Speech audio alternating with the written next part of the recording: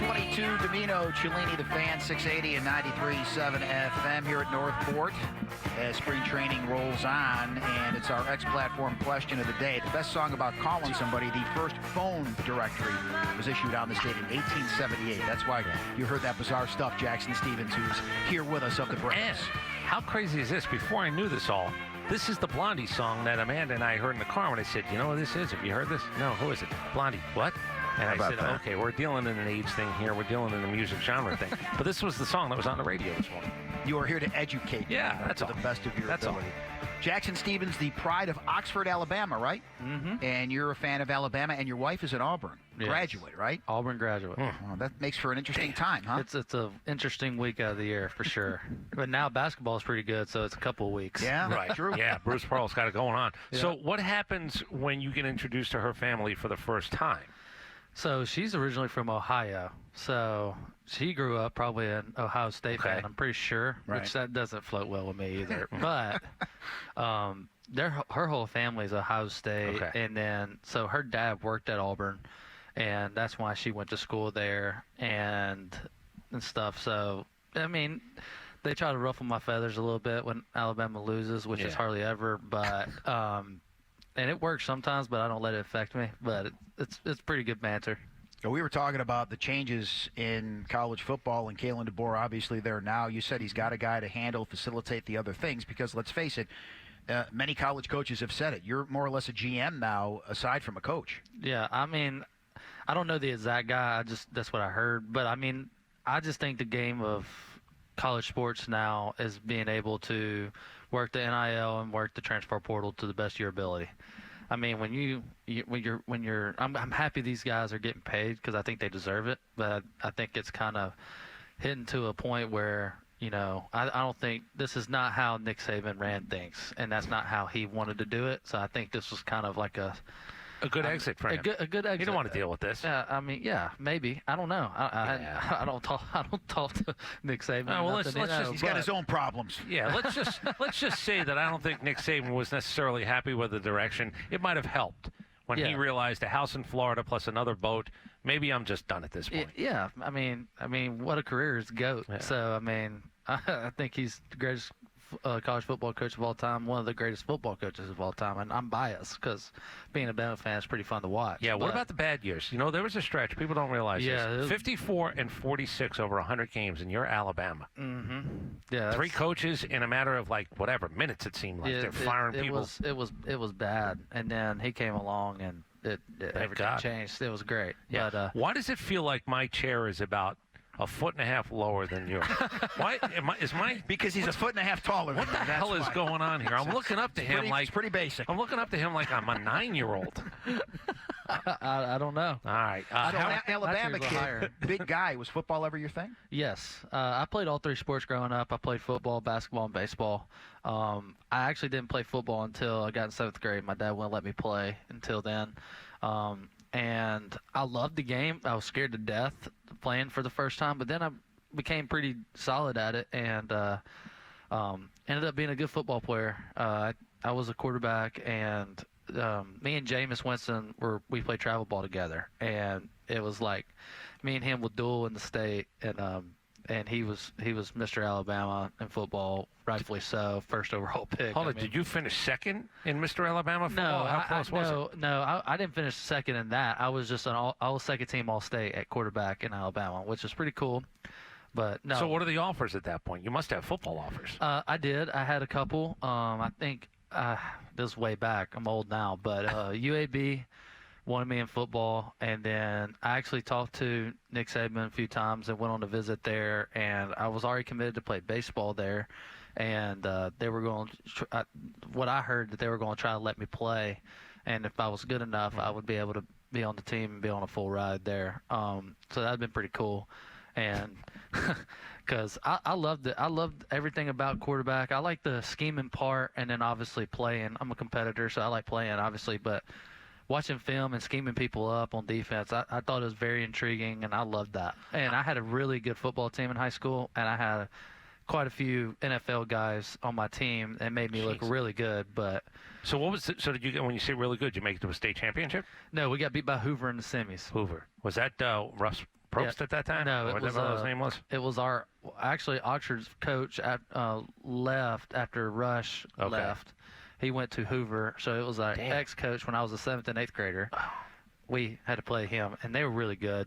We were better than them, I believe that, but we let it get away. How many people do you think you played in front of that game?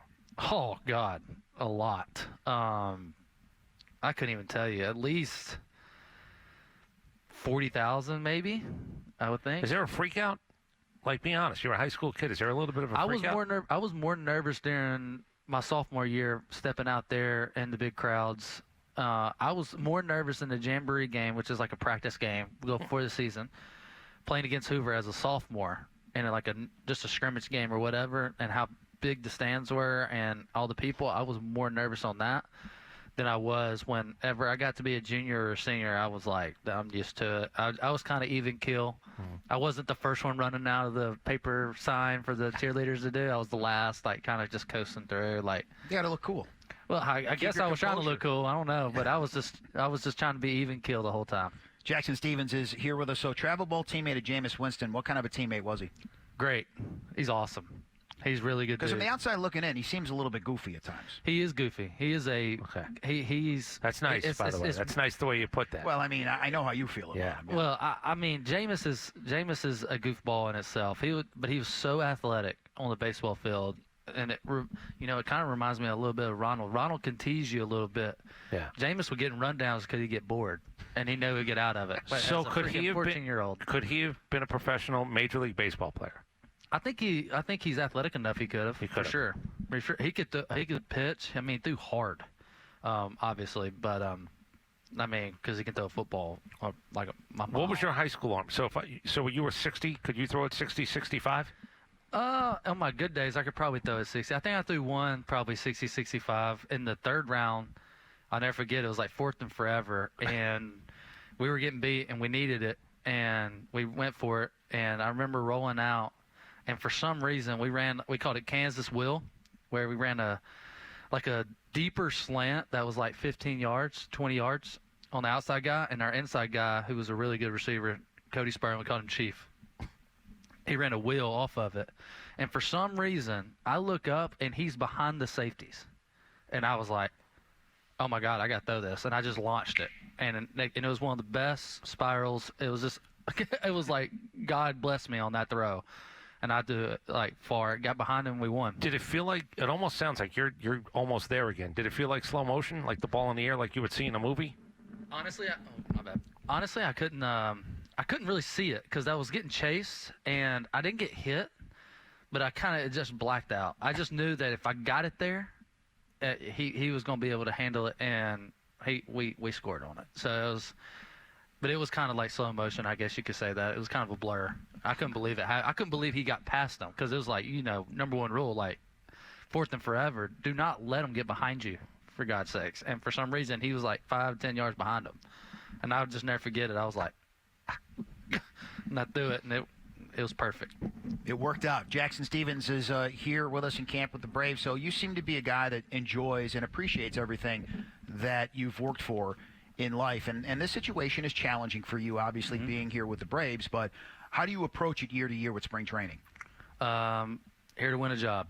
Like, compete my tail off, be the best version of myself, and try to win the job and win it the right way. And that's the way I go about things. So how about spring training for you when some guys say, Max Fried is out there. Guess what? He's going to make the team. He's going to be on the opening day roster, but he's got to get his work in. Hitters are a little bit ahead of the pitchers are a little bit ahead of the hitters. For you, do you feel like every session, every side session, every time you're going to get into a game this year, it's not that version of what Max Fried?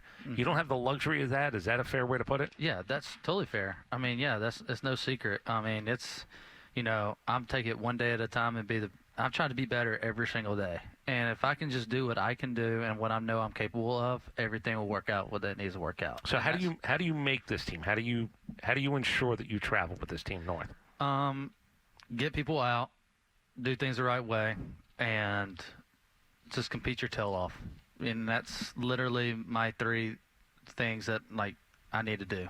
I need to get people out. I need to just compete 110%, which I will never fall short of that. I pride myself on just competing. I don't care who's in the box at any given time. I like to play games and if it's not if it's a drill, I'll try to make it a game because I want to push myself to be able to be the best version of myself. And then just being a good guy, being a good teammate, being a guy that people like to have around and on top and believe in that can do the job. So you said you sort of chill in high school football by the time you were a junior and senior. Because we know now when you're supposed to get an inning. The sheet is put out. You know what games you're going to. What's the night before like for you now? Are you still that way, or is there a little bit of an intensity going on?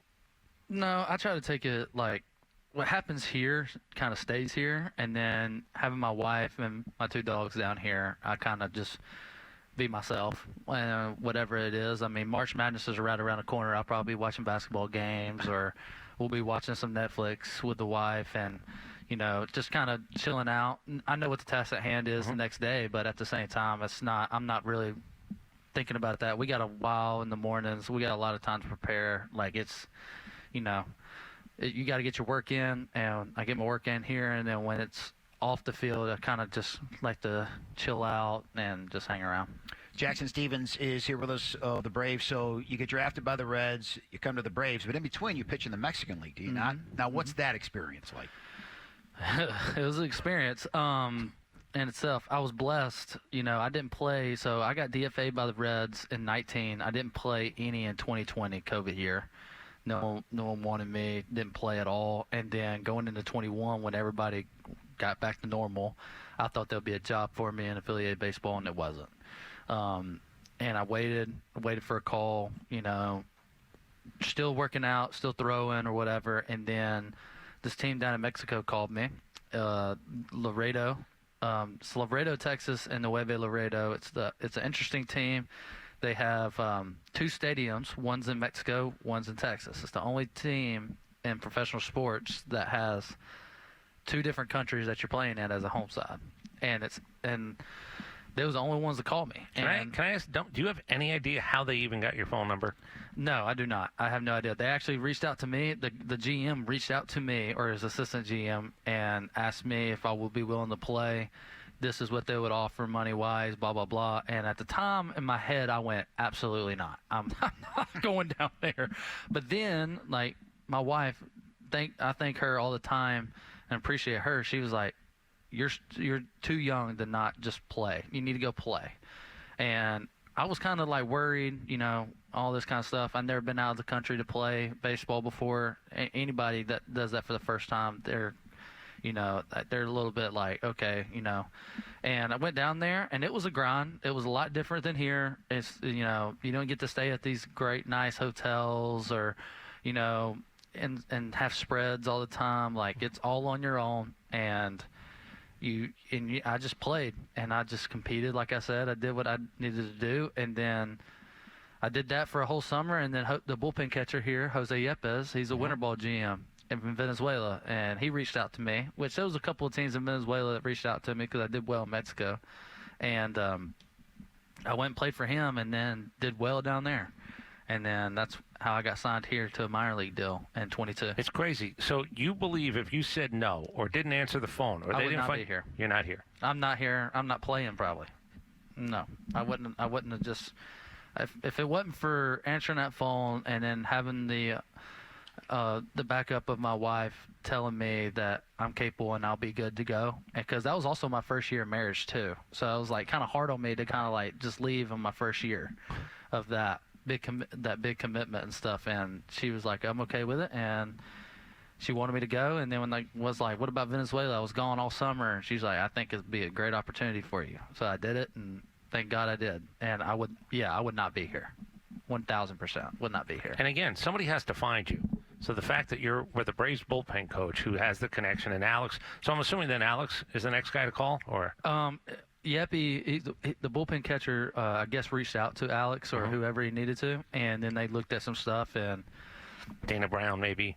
Maybe, yeah. I don't know who it was he reached out to. I have no idea. I just know that when I got back from winter ball, I got back right before Christmas, and I enjoyed because that's when my contract ended, and then and stuff, and I just came back, and next thing you know, I had a call from I think it was Ben Sustanovich, and he called me and offered me a spot in minor league camp and play, and I was just tickled to death because I just wanted to get back into affiliated ball, and I couldn't be more excited growing up a Braves fan, and that happened, and I was like, this is so cool.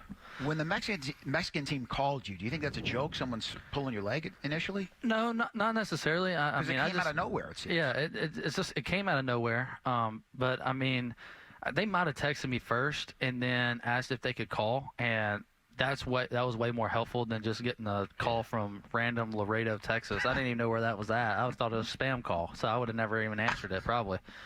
But yeah, it was just like kind of You crazy. said you did well.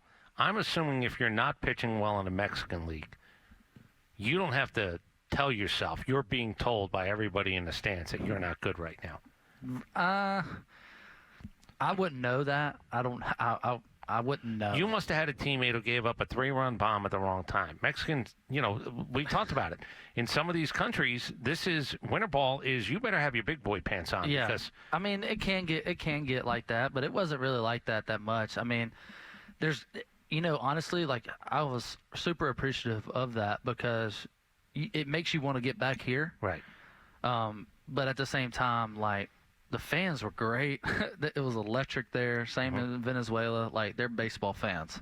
And, yeah, they'll probably let you know if you stunk. I'm sure they did. Thank God I didn't any because I wouldn't want to know that. But I didn't really see that as much. And we weren't the greatest team that year, but I didn't see it a whole lot. And, I mean, they were kind of chill for the most part. But I'm sure there's some other teams. I wasn't on, like, one of the big teams down there, like Tijuana or Mexico City, Monterey, or any of those. I wasn't on those, Monclova, but I'm sure that they have it tough over there. So you've been in a couple of clubhouses. We talked about Chris Sale. Chris Sale's got an intensity. He's got things to prove. He wants to prove he's healthy. He wants to get back to the top. Charlie Morton's about as laid back as you get. You ask Charlie a question, you'll be there for an hour because Charlie just wants to have a conversation. So there are different personalities in clubhouses. You said you just want to be known as a good guy. That's a great idea because that'll keep you around a little bit longer than being the opposite of that. But how much do you appreciate everybody's story? Oh, I appreciate everybody's. I think, I was raised to treat everybody with respect and it'd be as nice as you can be. Like, that's just the way I was raised. And I'm a talker. I'm a goofball in an aspect of things. I like to, like, mess around with the teammates and stuff like that. But for the most part, I like to listen and hear everybody else. I love Charlie, how he's so subtle and how he talks. He calls me pal, and I never thought I would ever hear that. And then Chris has been great. Chris is coming in and just fitting right in, and I'm sure he's ready to prove a lot, and I think he's going to be great this year. What about catchers? How many times have you needed a foot up your rear end? And you had the right guy, the guy who knew when to do it. So I don't think I've ever had a catcher get on me before, but our old bullpen coach, Drew French. So Drew French used to be he recruited me at Alabama, which was kind of crazy. All this story just comes about, but I remember meeting Drew on my visit to play at Alabama, and he was an assistant there. And so he knew a little bit of me. He recruited me, for crying out loud. So he knew a little bit of me, but he also knew that there was a button that could be pushed to put me in, like, a place where, like, let's go. Because I need it sometimes. Like, my dad would tell you that he'll probably get on to me for no reason just to get me fired up and pissed off. So I would go do what I needed to do.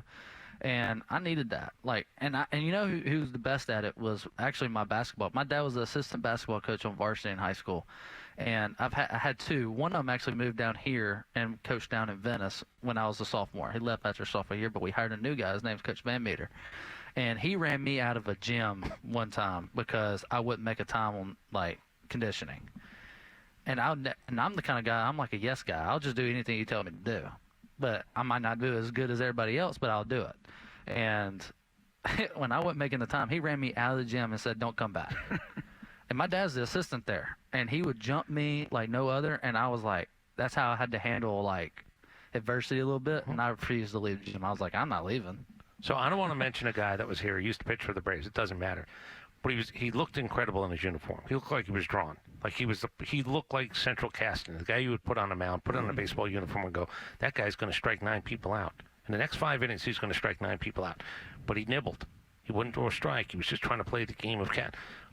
My version of a catcher coming out is your size. I'll put my fist in your sternum, and I will tell you, look at you. And what do you think you're doing today? Do I not look good in the uniform like that guy? I got to be honest. That guy looked a little bit.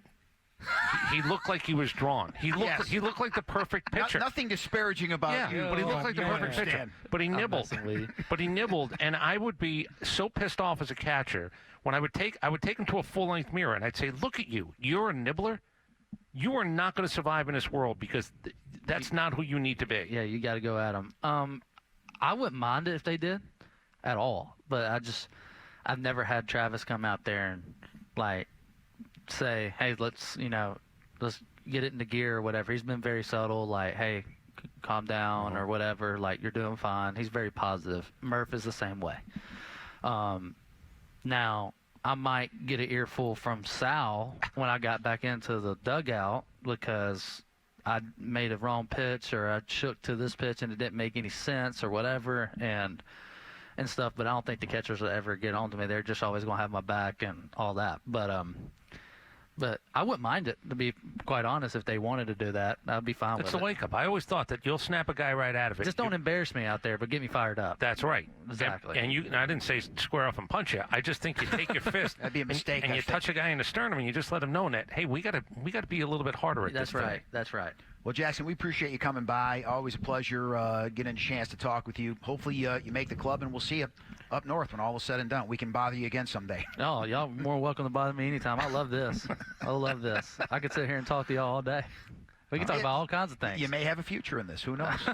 Who knows? I don't know if your wife is going to tell you, like that whole Mexico thing, or you gave you good advice. I'm not so sure. She probably would like me up here talking a lot.